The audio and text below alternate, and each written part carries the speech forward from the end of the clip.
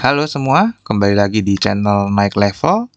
Pada video kali ini saya ingin membahas analisa saham Bank Mandiri ya atau BMRI, di mana terakhir saya analisa saham Bank Mandiri ini tanggal 21 April, juga sudah lama ya.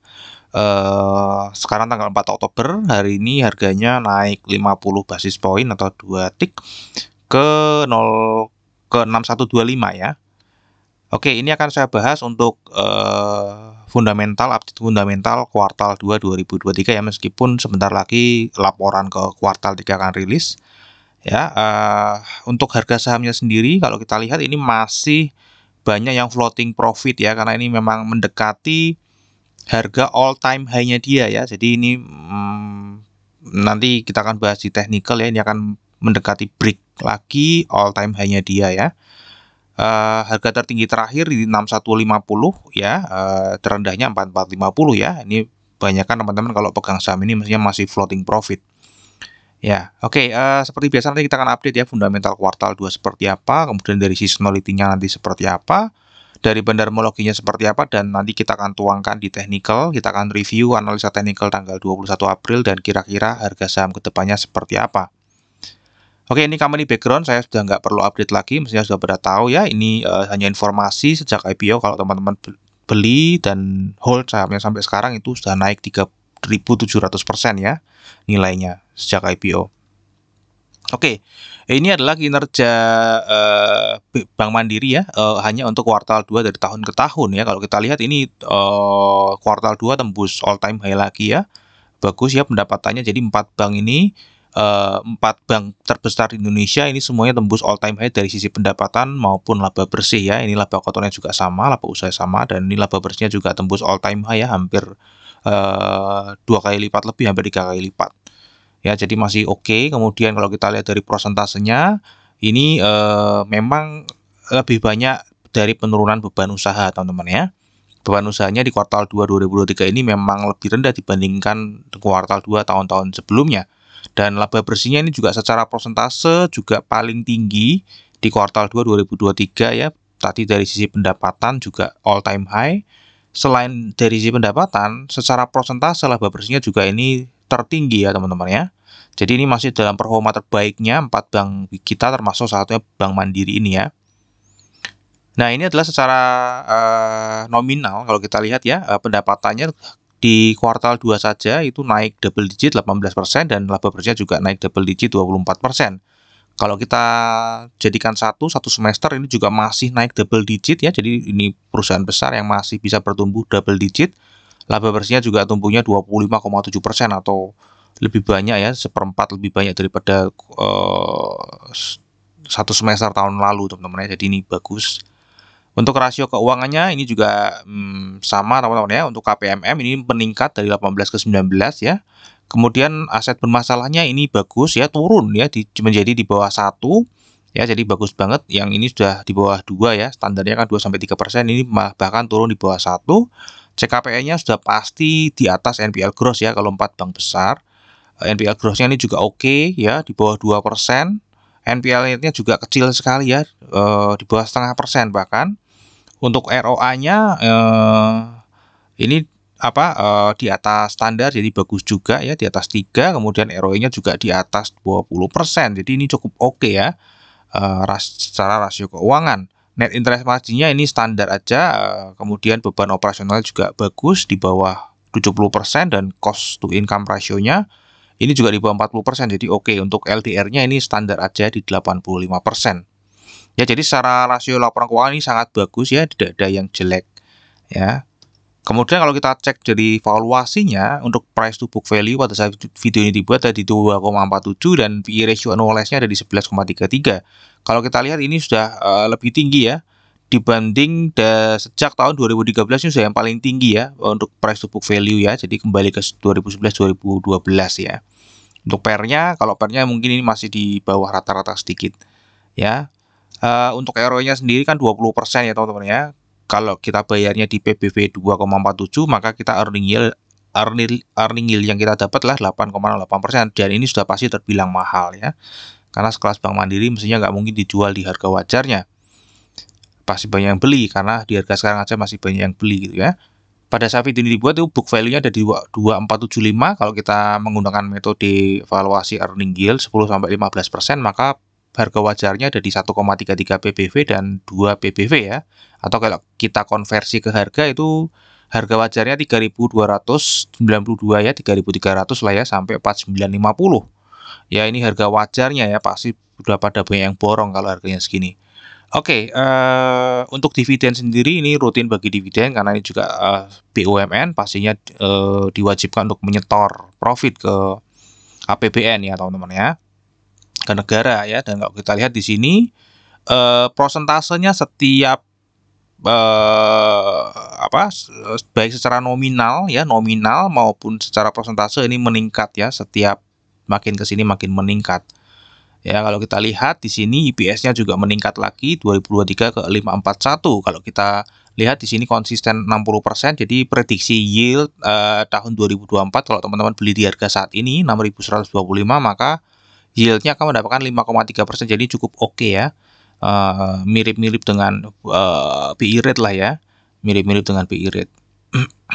Oke, untuk seasonality sendiri ini cukup menarik ya, karena di bulan Oktober ini itu hampir nggak pernah namanya, hampir nggak pernah, memang belum pernah ya, selama ini belum pernah turun di bulan Oktober. Jadi 100% pasti naik di bulan ini, namun ini memang sudah naik 1,66% teman-teman ya.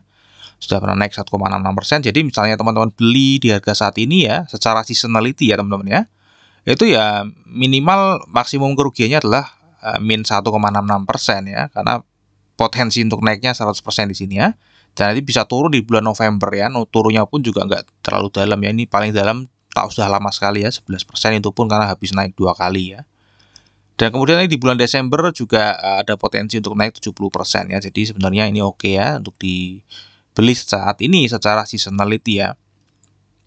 Nah, untuk bandarmologinya kalau kita lihat ini pemiliknya ya teman-teman ya, Negara Republik Indonesia, kemudian ada Indonesia Investment Authority, kemudian ada direksi dan komisaris, kemudian masyarakat non-warkatnya ada 39,9% atau 37,2 miliar.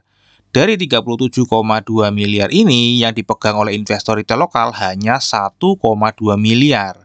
Ya, jadi yang beredar di masyarakat ini hanya 1,2 miliar dipegang oleh investor retail kecil-kecil lah ya, investor retail, yang kecil-kecil, sisanya dipegang oleh, ya nanti kita akan lihat ya siapa yang megang paling besar. Ya, kalau kita lihat secara holdernya ini meningkat signifikan ya, dari Agustus yang 2022 yang hanya 64.000, sekarang hampir 2 kali lipatnya ya, sebentar lagi itu kurang 20.000, 2 kali lipatnya. Kalau kita lihat bertambahnya holder ini ya, ternyata lembar sahamnya ikut meningkat meskipun tidak terlalu secara persentase tidak terlalu setinggi jumlah investornya ya. Kalau kita lihat dari Agustus ke Agustus itu bertambah 38.384 investor baru, dengan rata-ratanya per orang itu masuk 29,3 juta aja ya, sehingga yang dulunya average-nya per orang per investor itu hanya 100 juta, karena ketambahan 38.000 yang dimana per orangnya hanya 29 juta, maka rata-ratanya jadi menurun ke 75 juta per orang. Nah, teman-teman sendiri kalau pegang saham Bank Mandiri apakah di atas rata-rata atau di bawah rata-rata investor retail lokal lainnya? Ya, ini bisa dibandingkan di sini ya. Oke, untuk partisipasi investor asing sendiri ini pasti tinggi ya. Jadi 4 bank ya, BCA, BRI, kemudian Mandiri, terus BNI ya, itu pasti average partisipasi asingnya tinggi ya. Jadi keempat-empatnya kita bisa follow atau memperhatikan pergerakan investor asing. Kalau kita lihat di sini ya, berbeda dengan BCA dan BRI ini justru malah sedang akumulasi gitu ya, akumulasi, dan bahkan tadi saya sudah sebutkan di awal ini hampir menyentuh all time high lagi ya, hampir break all time high lagi ya. Jadi ini masih investor asing masih rutin membeli ya sejak kuartal 3 bulan Juli ya. Oke, ini adalah peta kepemilikannya tadi ya teman-teman, yang dimiliki oleh publik ya. Siapa aja tadi, investor retail lokal hanya 1,2 saja atau hanya 2,82% ya, jadi kecil sekali. Yang paling besar adalah Rakyat reksadana asing ya. Reksadana asing ini masih mengakumulasi ya, membeli secara rutin Ya, kemudian dia dapat barangnya dari mana? Kalau kita lihat dapat barangnya sedikit terbagi ya teman-teman ya. Sedikit terbagi, ini ada dari foreign juga yang jual 1%. Kemudian institusi keuangan asing juga jual ya. Jadi dari lokalnya kecil sekali ya. Dari lokalnya kecil sekali. Kebanyakan ini pertukaran investor asing ke investor asing. Ya, jadi secara overall ini sedang ada akumulasi ya oleh reksadana asing yang sangat cukup dominan dan rutin ya setiap bulan. Kalau kita lihat dari di bulan Oktober ini dari tanggal 1 sampai hari ini ya 4 ya 2, 3, 4 ini terlihat juga sedang akumulasi teman-teman. Investor asing masih borong, tadi juga sudah disebutkan ya. Meskipun tidak terlalu agresif ya, di top 1-nya ini terlihat normal, namun terlihat peak-nya itu ada di top 5 ya. Di top 5 ini terlihat besar ya. Karena broker kedua, ketiga, dan keempat ini hampir 2 kali lipatnya dari yang sebelah kiri ya, sebelah kanan. Ya, jadi ini sedang ada akumulasi ya. Oke, ini adalah review analisa teknikal ya tanggal 21 April ya, di mana saya memprediksi harganya akan menembus ke 5.500 ya. 5.500 dia akan ranging dulu di 4925 5275, kemudian dia akan nembus 5.500 dan kalau kita lihat di sini dia tembus ya, ini di sini ya. Dia akan ranging di 4925 sampai 5275. Ya, kemudian dia breakout menembus 5.500 ya. Jadi ini di sini breakout menembus 5.500, bahkan ini malah bablas ya, bablas all time high lagi ya sampai 6.000. Kemudian habis ini dia ranging di sini ya teman-teman. Dia ranging di 5.800 sampai 6.150 di mana nih all time high-nya dia, dan ini kelihatan ya akan break lagi teman-teman ya. Nah, kira-kira arah harga sahamnya ke depan akan seperti apa? Apakah akan break all time high lagi? Menurut saya iya. Ya, karena di bulan Oktober ini secara seasonality juga mendukung, tidak pernah turun di bulan Oktober. Dari sisi fundamental kita jelas ya, sudah nggak bisa dipertanyakan, ini pasti naik terus, tadi tembus all time high. Kemudian dari bandarmologi juga sedang didukung oleh akumulasi yang berkelanjutan dari investor asing, dari reksadana asing.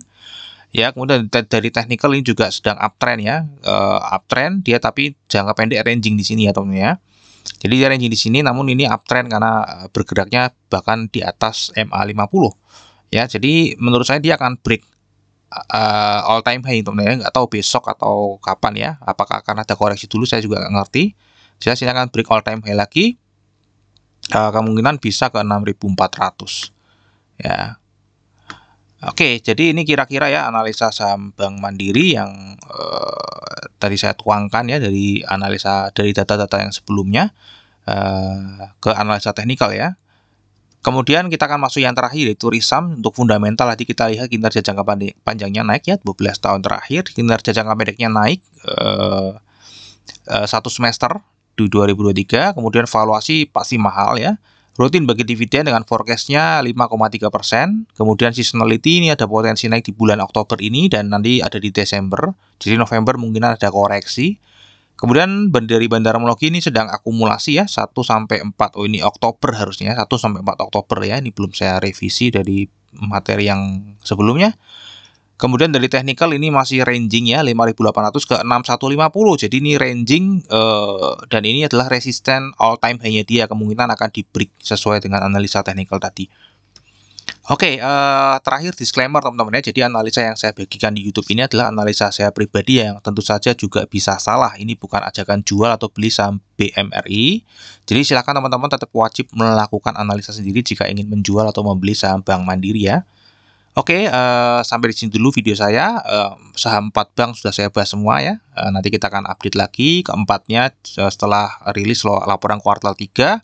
Atau kalau misalnya ada sesuatu yang menarik di saham 4 ini ya. Jadi setiap kuartal pasti saya akan bahas 4 bank besar ini.